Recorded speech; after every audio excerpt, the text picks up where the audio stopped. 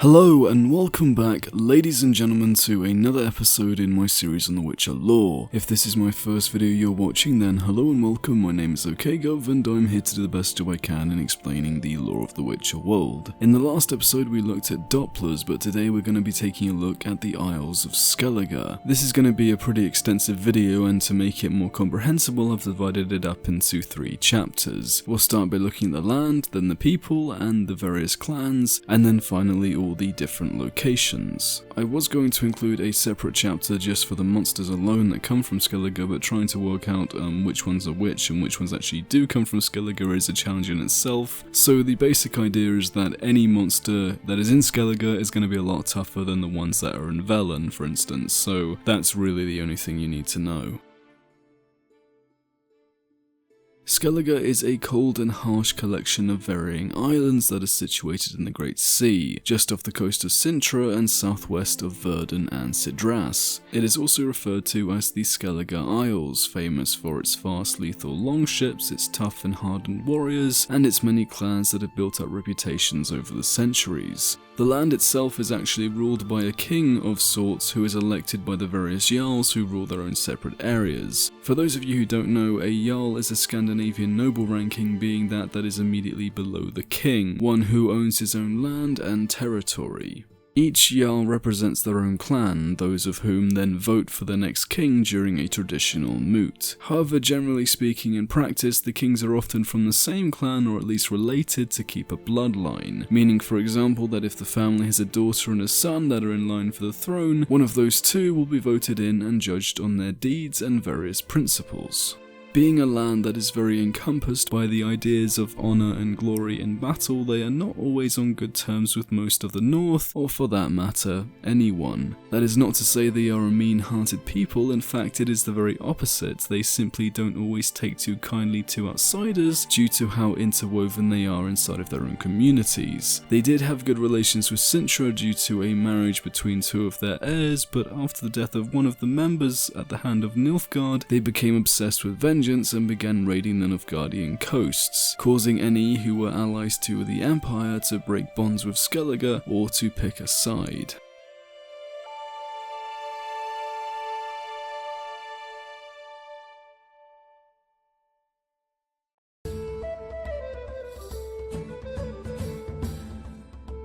The islanders of Skellige are deeply rooted in their heritage, that being those who have a deep love for the ocean, many saying very proudly that they have the sea in their blood. A large reason for the belief that all those who come from Skellige are bloodthirsty pirates is due to the fact that most of the outside world only see the raiders who come to do battle. In reality, there are many traders, fishers, jewelers, merchants and alchemists that trade with the outside world and largely go unnoticed. In actual fact, in my own opinion, Skellige is a fairer and more balanced society than the entirety of the northern kingdoms. This is largely due to their clans and beliefs that all men and women are essentially equal to each other, with equal rights to opportunities. The gap between those that are the higher class and those that are the lower class is nearly non-existent, a king and a jarl talking to anyone as if they were their equal and worthy of listening to. All in all, they are a seafaring folk who are dangerous to their enemies but kind and welcoming to their allies. Originally, the Isles were inhabited by independent clans, but due to the growing threat of barbarians as well as the rising powers of the continent, they had to change their ways.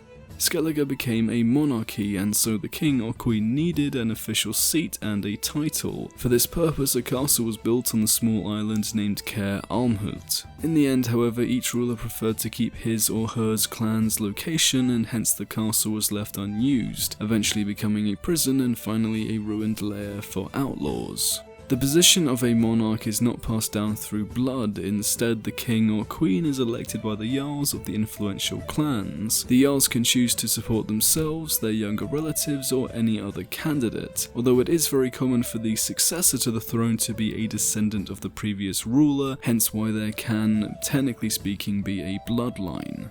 After the king or queen dies, a wake is held in their honor, during which an election is held. Potential candidates for the throne must then prove themselves worthy. Each one can take on a task or a mission to prove to the Jarls that they're best fit for ruling the kingdom. When the Jarls have selected their next ruler, a coronation occurs under the hallowed tree in the western forests of Skellige, where their chosen candidate is crowned and given an axe. However, unlike the northern kingdoms, the king or queen of Skellige does not have absolute power, and it is more of a symbolic position that relies on the Jarls and the Jarls of Skellige's support, meaning that their job overall is to keep the clans and people happy, as well as making important decisions with the people's wants and needs in mind, which technically speaking should go for any ruler, but in their case it's even more important that they are more of a representative of the entirety of their people. The clans play a pivotal role in Skelligan culture and its history, a clan being a kinship among a group of islanders under a single banner. This gives those who are part of a clan a sense of a larger family, identity, and a heritage passed down through bloodlines. There are 7 clans in total, and in terms of power and authority there are 3 stages to each one. At the bottom you have kins, led by a selected man known as Bonds, then you have the clan Jarl, who oversees them, who then answers to the Jarl of Skellige, who in turn is the second hand to the king or queen, the Jarl of Skellige being the commander of the armed forces. Each clan is unique to its area, has its own insignia, its traditions, and especially its own colours that help determine which clan is which. These colours appear on clothing, sails, shields, and tartans. I'll be going briefly over every one of them just to give you a rough idea of each of them. Clan Uncrate is the second most powerful clan in Skellige and the most important ally of Clan Siege, the longtime holders of the throne. Its Jarls reign over the northern half of Skellige from Cairtrold's citadel. Legend has it that the keep of Cairtrold itself was single-handedly carved out of a large boulder by Grimjar, son of Hemdall, famed for his strength, who then started the clan. Clan Brookvar is located in northeastern Spikerog, their name being derived from the ancestral family steel sword Brookvar that has been in the family for generations. They are considered cowards by members of Clan Uncrate and Clan Siege, since one of their Jarls withdrew from battle when he saw that the enemy forces were larger than their own. In spite of this, the clan is famous for its archers that are said to have no equal on any other isle. Clandimun are one of the most unpopular clans, their members developing a reputation as cheaters, thieves, and marauders, worse than any other from Skellige, making them more unique but just in a very bad way.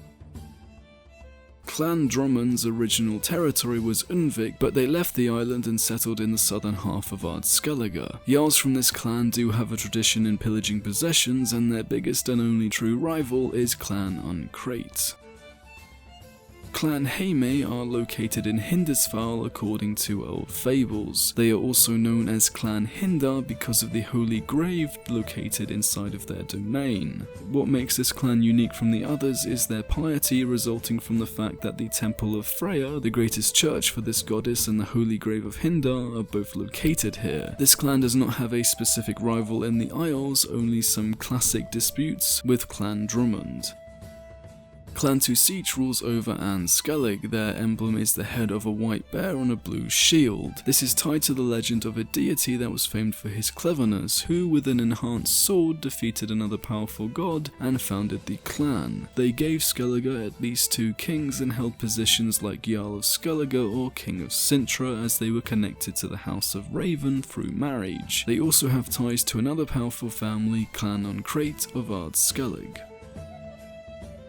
Clan Tordarok is native to Unvik. They are renowned for being master blacksmiths and excellent fishermen. They have a famous forge where the best tools and weapons of the isle were actually made, but they were all ultimately driven out of the island due to the ice giant. However, some of them survived, hid in Skellige, and once the giant had been taken care of, decided to return and repair their former homes.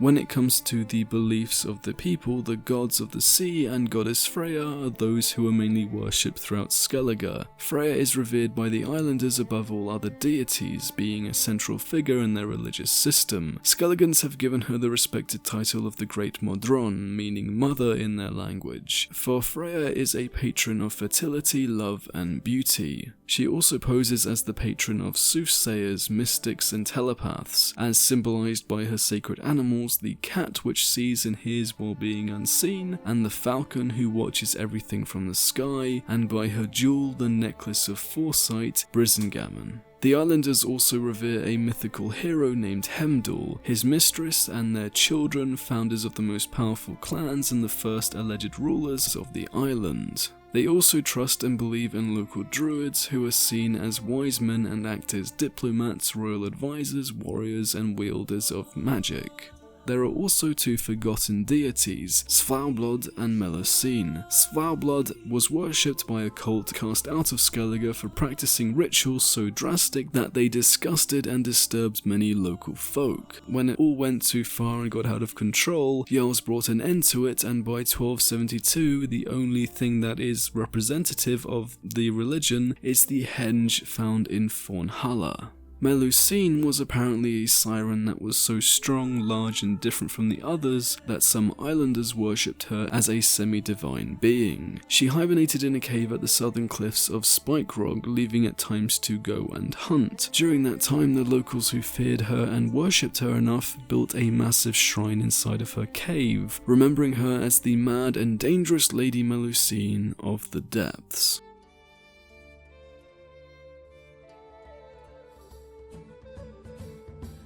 There are 6 major islands that I'll be going over, and there is 1 city, and I would go into a lot more detail about every individual keep and settlement and all the different castles, but it's too much information for a video, and it's kind of unnecessary in the long run, so I'll just briefly cover them.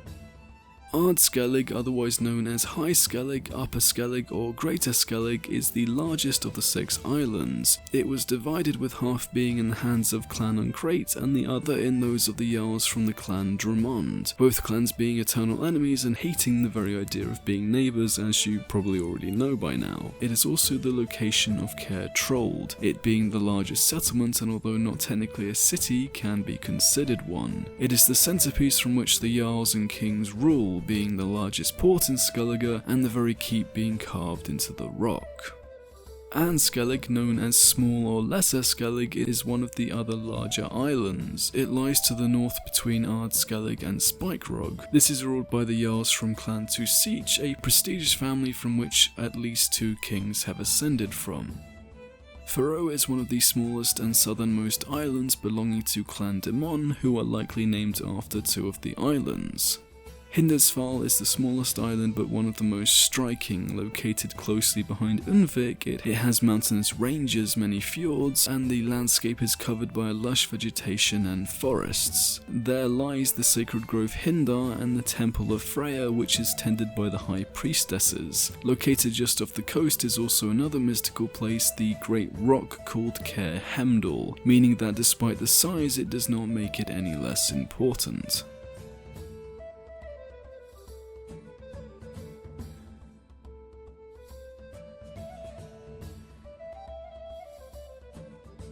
Unvik is one of the larger islands described as lying east of the main islands of Skellige and Skellige. It is also the location of the ice giant and an old campsite once belonging to the Nilfgaardian Empire.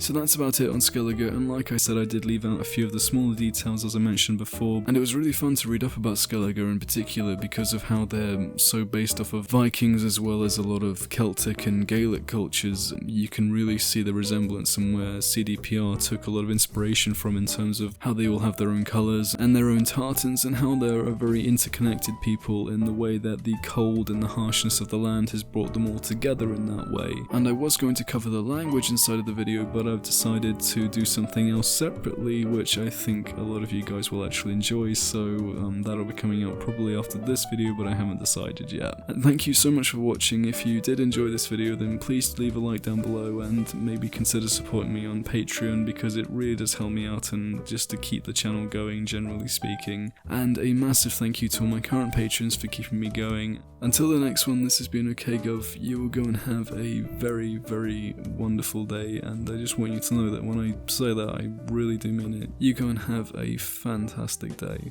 Stewie Griffin rules.